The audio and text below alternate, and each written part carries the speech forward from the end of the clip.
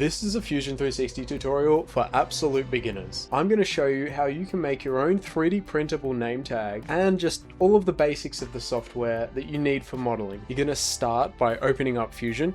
If you haven't installed it already, I have a video showing you how you can do that for completely free. Once you're in the software, you're going to want to click New Part Design and you'll see your open window here. We have some tabs up here, Solid Surface Mesh, and we have some options down here.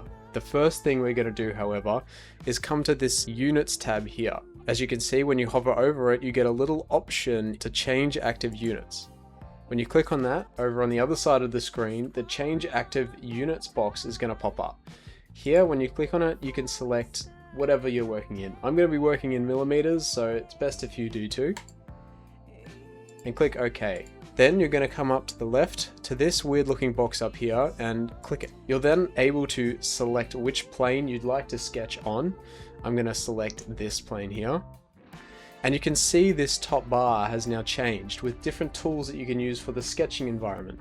A large part of CAD modeling is creating these flat sketches which you can then push or pull or extrude and create basic shapes from. We're going to do that by starting with a square here. You can see on my screen it's a 2-point rectangle. If you don't have a 2-point rectangle, come down and click on Create. Click on, or not, hover over Rectangle and come to 2-point rectangle, or you can push R. Select that. Now we're going to select this middle point here. We only need to select it once and then we move the mouse and we can create our first square. Now this square doesn't have any dimensions, and if we push this select button up here, we can now click and move this as we please. This is not good, we want to constrain it. Now we want to be able to give this actual dimensions so that it's a reasonable size in real life. You do this by coming up here and clicking on this arrow between these two kind of walls. Or you can push D. You can click on any line that you want to give a dimension to. So we're going to click once right here, drag it out, and then click once more, and now we can type in the dimension that we want. I'm going to set this to be 15 millimeters, and then I'm going to hit enter. Then I'm going to do the same thing for this line here. Click once, click again, type in the value you want. I'm going to do 60 and click enter again. Beautiful. So once you've done that, you want to come up here to the right to this green check mark, the finish sketch button, and click it. And now you'll see we have our sketch. Now that we actually have something, in order to look around, you can either press down on your mouse scroll button and move the mouse left or right, or you can come down to the bottom here and click on this hand icon, and that'll allow you to move with left click and drag. In order to orbit around the part, you press Shift and mouse button, and that'll allow you to orbit. Or you come down to the bottom again and click on this orbit button here. And then you can orbit with left click and drag. You'll see when you push this orbit button here, it comes up with this faint circle around the part. And you'll notice when I hover over it, the cursor changes. When the cursor changes, I can rotate this normal to however I'm looking at the part. You also have the option to click on this cube up the top here. You can click on each face to make it flat. You can click on these arrows to rotate however you want. And if for whatever reason you get lost, when you hover, and only when you hover over the cube, you'll notice this home or this house icon pop up. You click that, it'll take you straight back to your part. Now the next thing is to give this some thickness.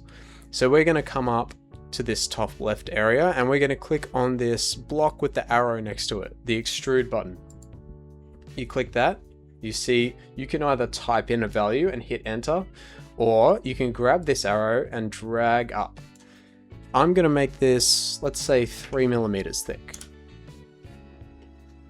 Perfect. I want to make a hole here for my name tag, and I want to make this a kind of pointy shape up the top. We're going to do that by adding chamfers.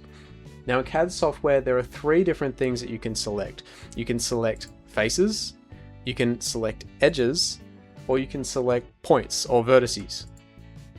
In order to chamfer, you're going to want to select the edge. You're going to come up to Modify, and right here you're going to click Chamfer. That will give you an arrow you can either enter a value or drag however much you'd like, and then hit enter. I want to do this to both of these corners, so I'm going to select both by holding shift, because you'll see if you don't hold shift, the other one will just deselect. You'll only be able to select one thing at a time. If you push shift down, you can select multiple things at a time. Same with control. So I'm going to hold shift down and select these two edges. Go to modify, chamfer, drag it in, and I think I like about 6mm right there, so we'll set that as is. The next thing is to add a hole so we can actually make this a keychain. In order to do that, I'm going to select create sketch up the top left again, and instead of selecting one of these planes, I'm going to select this top surface. And you can see if we rotate around, this plane, or this sketch plane, is now on this top surface. To make this flat again, we can select top over here. And now we want to add a hole. So I'm going to come up here to the top left under create, and I'm going to select center diameter circle. If you don't have center diameter circle, click create, come down to circle, center diameter circle. And we're going to draw one roughly that big. Press escape, press D or the sketch dimension button, select the circle, and then click again. I want to make this about 4mm, hit enter. So that's the size right, but this circle can just freely move around wherever we want. We're going to select dimension. We're going to select the center of this circle, this center point. You'll know it's selected when it turns blue. You're going to then select this upper line up here and drag this out. And we'll see this is 7mm. Now I want this to be at the halfway point between the top and the bottom, nice and centered. If I don't know the value of this thickness for whatever reason, I can come up here to inspect and you'll see this orange ruler. You select this orange ruler and then you select the line that you want to measure. And you'll see here, it tells you the length, which is 15mm. It also tells you down here. We know that this circle, in order to be centered, needs to be half of 15mm from this line to the center. If we again grab our sketch dimension tool, select the center, select this line and drag it out. We know that half of 15 is 7.5, so you could just type that in. Or you can actually do math in this little dialog box. So we can type in 15, divide it by 2 to get the center, and beautiful, same thing, 7.5. We can see that it's now locked in every way. I can't make this bigger or smaller, I can't move it up and down, I can only move it along this line because we've told Fusion that we want this to be 7.5mm from this top line. We'll put it roughly where we want, about there. Grab our sketch dimension tool again, select the dot again, make sure it's blue, and then we're going to select this line here. I think I'll set it to 3.5mm. Beautiful. And you'll notice that this now turns black. That means that the sketch is fully constrained and you can't move this or change this in any way. This is good practice, especially when your designs get more complicated, because you can very easily accidentally change something and it'll screw up your whole design. So it's good practice and a good habit to always fully constrain your sketches. You can then click Finish Sketch. Once again, come and click Extrude, click the circle. And if you look over here in this dialog box, you'll see that the operation is join. However, if we drag this down through the part, you'll notice that the operation changes to cut. If we drag all the way down through the bottom, we see that we've made a nice hole. Hit enter to confirm, and there you go. We have our basic shape and our hole in our keychain. Next thing we're going to do is actually add our name. We're going to select create sketch. We're going to select our top surface. Once again, we're sketching on the top surface. Click top again. Whoop. Rotate that around. Now we're going to come over to create at the top left. I'm going to come all the way down to text, select OK, and you'll see we have this cursor with the A next to it and a little square. Click once, and we're going to drag out a box, roughly the shape and size we want. We'll click again, and you'll see we'll have text on the screen. Coming over to this text dialog box here, you'll see there's two single why have I forgotten what I forgot what quotation marks were called. In between the quotation marks, you can write whatever text you want. If you go outside the quotation marks and try and write, you'll see nothing pops up. So you want to make sure that you are in between those quotation marks, and we can just put in our name. Then you can come down here and select the font. I'm happy with this one, I think. You can make it italic or bold. I think I'll make it bold. And you can change the size here.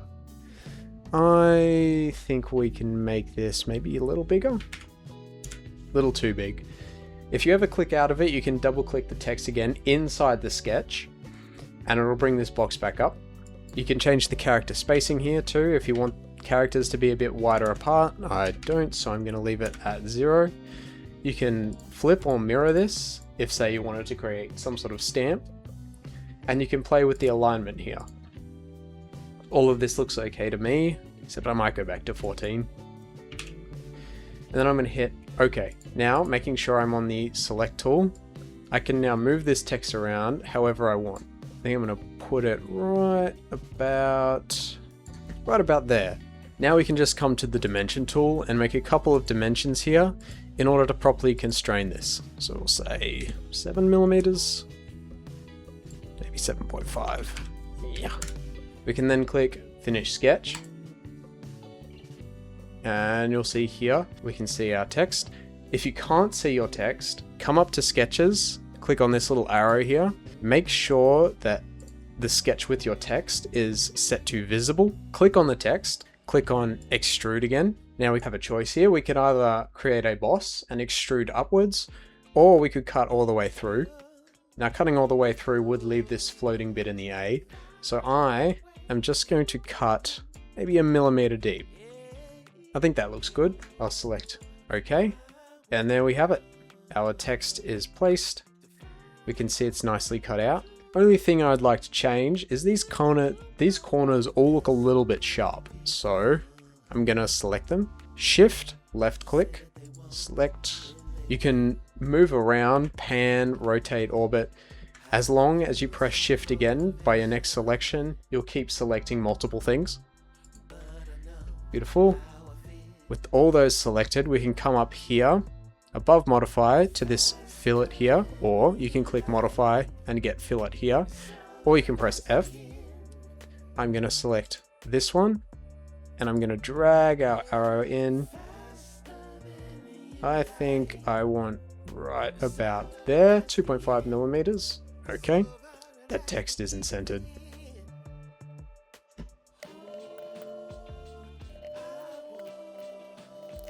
Much better. I'm going to select this surface, select Create Sketch. I'm going to press Shift, and I'm going to go along and select each of these lines, going all the way around. Once I've selected all of those lines, I'm going to come up to a Modify, and I'm going to select this U-shaped offset button. When I do that, I get an arrow, and you'll see I can drag this loop in or out. Now I'm going to bring it in. We'll do -1mm, just like that.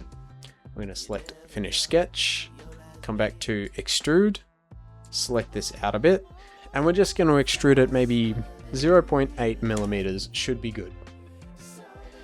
There we go. I'm pretty happy with that. Last thing I'll do, just to make it a little easier to actually put this on a keychain, I'm going to select this, and I'm going to give it a chamfer, just 1mm. Maybe on the top too. See if it works. I think that'll work for now. So the next step is to save this thing. You come up here to the top left, click on this file icon. You can either save or export. I'm going to save it first. Then I'm going to come up to File again. I'm going to click Export. I'm going to make sure that this file type is an STL. And go down to the bottom here and you'll see STL files. Click Export and you should see an Export Complete tag come up here. You'll now need some sort of slicing software in order to 3D print this, like Cura or bamboo slicer. I'm going to be creating a video about how to slice in Cura. For now, you can go on YouTube and there are plenty of videos in all sorts of slices that'll show you exactly what to do. Thanks for watching, and I'll see you in the next one.